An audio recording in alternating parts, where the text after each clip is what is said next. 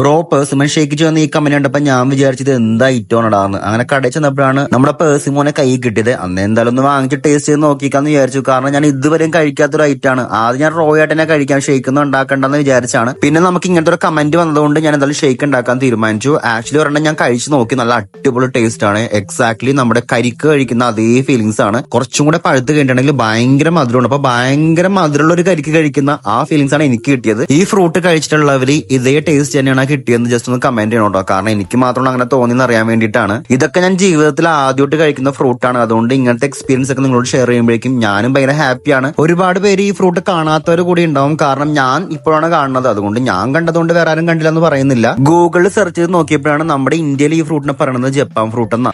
Hey guys, നമ്മുടെ smoothie ready ആയിട്ടുണ്ട്. കുടിച്ചു നോക്കിയിട്ട് പറയാം. എക്സാക്ട്ലി ഒരു കരിക്കിന്റെ ഷേക്കില്ലേ, കരിക്ക് ഷേക്ക് കുടിക്കുന്ന അതേ ടേസ്റ്റ് തന്നെ, ഒരു വ്യത്യാസമില്ല.